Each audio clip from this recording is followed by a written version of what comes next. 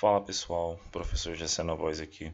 Hoje trago uma revisão por algumas questões do capítulo 3, tá bom? Do livro 4. Ontem a gente trabalhou o capítulo 4, hoje eu vou falar de alguns assuntos importantes, alguns tópicos importantes do capítulo 3. Com isso eu vou trabalhar a ação, tá? De algumas páginas. A primeira página é a página 48, ó, do capítulo 3, tá certo? Já abra teu livro aí, dá uma pausa no vídeo, pega teu livro, se você já fez, acompanha a correção, se você ainda não fez, aproveita e estuda e revisa ao mesmo tempo. Então a primeira questão ele fala, observe os animais a seguir. Então a gente tem aqui dois animais, né? Uma ave e um gatinho, tá? Então ele fala o seguinte, identifique o tipo de simetria presente no corpo desses animais.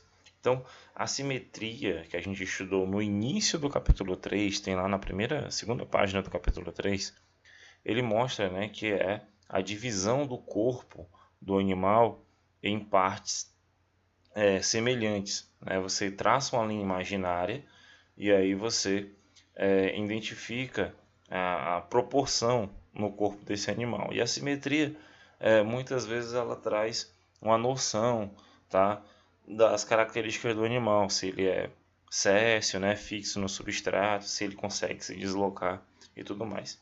Então, a gente tem duas classes importantes aqui, aves e mamíferos. Então, a gente tem aqui um grupo muito especial, que é o grupo das aves, não somente essa, mas todas as outras aves, tá? E não somente esse gatinho aqui, né, que é um mamífero, mas como os outros, o cachorro, o ser humano, tá? Todos os outros mamíferos, eles apresentam um tipo específico de simetria, que é o que ele pede aqui, ó, identifique o tipo de simetria presente no corpo desses animais. Então, sempre que eu tiver um tipo de ave ou mamífero, um ou outro, né, eles vão ter simetria bilateral, tá? Eles apresentam sempre simetria bilateral que está relacionada com o deslocamento, né? Mamíferos e aves elas têm um deslocamento bem efetivo, justamente por conta dessa divisão do corpo, né? A simetria bilateral não se mantém dessa forma. Se você traçar uma linha imaginária bem no meio do corpo desse animal, ele vai ter duas partes semelhantes, né? Duas partes do corpo semelhantes, tá ok?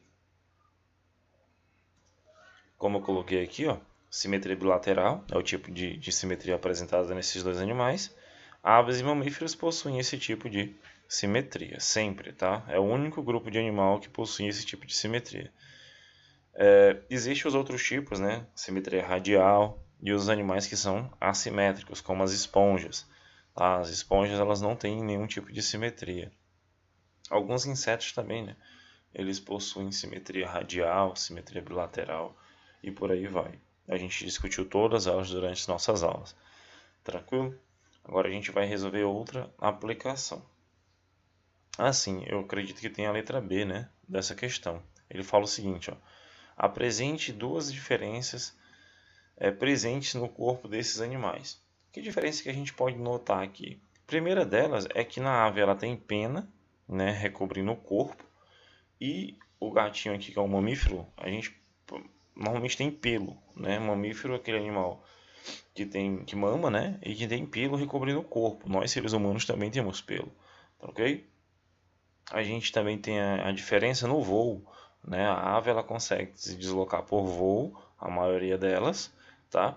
E os mamíferos normalmente, né, eles nadam, se deslocam no chão. Então a cobertura do corpo, né, por conta das penas, em lugar de ser por pelos, o deslocamento na questão de voar, o animalzinho normalmente ele usa ali as quatro patas para poder se deslocar. O sistema respiratório também é diferente, tá? Nas aves elas apresentam sacos acoplados no pulmão, sacos aéreos que a gente estudou, e os gatos apresentam respiração pulmonar, né? Ele tem um pulmãozinho assim como nós seres humanos, tá certo? Então essas são as diferenças básicas entre esses dois tipos de animal. Mas o que é muito interessante que vocês revisem é a simetria bilateral, tranquilo? Vamos passar para a próxima aplicação. Continuando, pessoal, na página 57 também encontrei uma aplicação importante, como um tópico, né, que é bem relevante no nosso estudo, que tem aqui o item 1 desse ação da página 57 do mesmo capítulo, capítulo 3. Então ele fala o seguinte, Relacione os órgãos do sistema nervoso e suas respectivas funções. Então a gente tem o cérebro, o cerebelo, tronco encefálico e o bulbo. Tranquilo? Então ele fala: o primeiro item, controle dos batimentos cardíacos, que faz o teu coração bater de forma involuntária, tá? Mesmo que você não queira, ele bate desde o momento que você nasce. Os movimentos respiratórios e a transpiração. A transpiração é o suor, né, que regula a temperatura do nosso corpo. Existe uma das partes do nosso encéfalo, né, essas 4 partes que tem aqui, cérebro, cerebelo, tronco encefálico e bulbo, eles são as partes do nosso encéfalo, certo? Então cada um tem uma função. Essa primeira função aqui, que é controle de batimentos cardíacos, movimentos respiratórios e transpiração, quem é responsável por isso é o bulbo, tá? Ele fica ali na nossa nuca, né, pessoal? Fica bem pertinho da nossa nuca, por isso que é perigoso você receber algum golpe na nuca, alguma pancada, porque pode comprometer teu batimento cardíaco, movimento respiratório, tá? Pode causar um grave acidente. Então, quem é responsável por isso é o bulbo. Prontinho, vamos para a segunda. Letra D para a primeira alternativa. Ele fala controle da ação dos músculos e centro do equilíbrio corporal, tá? Então, aquela questão da contração do músculo, né? Quando tu faz ali a questão do movimento, quem é responsável por isso é o nosso cerebelo, tá? Então, normalmente quando ele é afetado por alguma sequela, o centro do equilíbrio corporal, né? Você leva uma pancada na cabeça e você fica sem equilíbrio, você fica sem noção de onde é que você está de espaço, normalmente é o cerebelo, porque ele tem esse controle aqui. Então, o segundo item é responsável, quem é o responsável dentro do nosso encéfalo é o cerebelo, tá bom? Fica atento nisso. O próximo, né, porque aqui letra B, pessoal, para vocês, é comunicação entre o cérebro e a medula espinal, tá? Quem faz essa conexão da cabeça, né, lá do encéfalo para a medula espinal que fica nas nossas costas, lá na coluna vertebral, tá? Quem faz essa conexão, essa comunicação é o tronco encefálico, tá bom? Tronco encefálico que faz essa comunicação, galera. Completei para vocês aqui, né, a letra C para esse item, a letra A, lógico, fica a última aqui, né, que é o cérebro, centro do pensamento, da fala, da memória e da nossa inteligência. Sempre que você tiver essa relação aqui, você sempre vai lembrar do cérebro, né? Questão da nossa memória, da inteligência, da fala, do pensamento, tá bom? Então, é isso que é a questão que é abordar com vocês. Já de quebra, né, eu quero passar para o item 2 aqui, ó, que fala também sobre essa questão do sistema nervoso.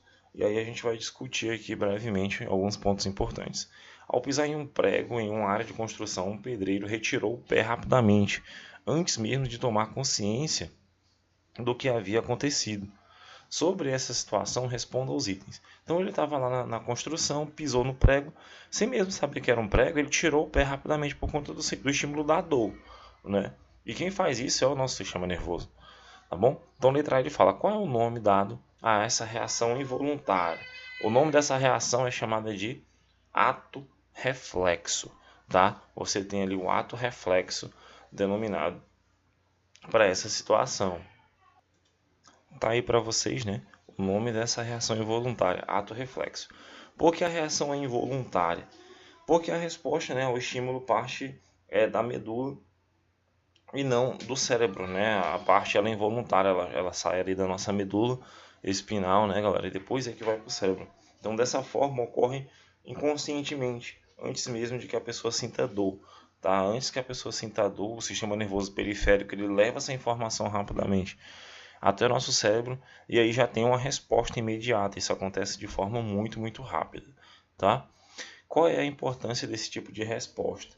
Então, se você tem, né, o seu corpo sendo atingido por um objeto, por algo que seja cortante, uma panela quente, né, e você está numa situação de perigo e teu corpo responde rapidamente, isso é bom porque você previne algo ruim de acontecer. Às vezes você pisou no prego, não deu para prevenir, mas você impediu que ele entrasse mais dentro do seu corpo, por exemplo, dentro do seu pé. Então, essa resposta rápida e involuntária, ela serve como proteção, né, para o organismo, é um sistema de defesa, tá? Evitando, né, o aprofundamento da lesão, tá? E que você acabe se machucando ainda mais. Então isso é a importância do nosso sistema nervoso e dessas respostas involuntárias. O item 3, né, vou falar aqui para vocês, ó, é muito importante. Uma pessoa vítima de um acidente automobilístico, tá, de carro, não teve nenhuma fratura óssea, mas sofreu uma lesão na coluna vertebral e ficou paraplégica, né? Então, explique que tipo de comprometimento essa pessoa apresenta e por quê. Então, quando, né, você tem uma lesão na coluna vertebral, é lá que fica guardada, né, a coluna vertebral é que protege a medula espinal e é ela que leva a informação para o nosso cérebro. Então, dessa forma, né, você fica sem o movimento dos membros inferiores das pernas, tá? Como ele ficou paraplégico, né, a paraplegia, ela significa isso, você fica sem o movimento das pernas. Então isso acontece porque a lesão ela aconteceu na coluna, tá? E afetou também a medula da pessoa, tá? Quando afeta a medula da pessoa, o sistema nervoso ele para de conduzir os impulsos nervosos, né, lá para o nosso cérebro.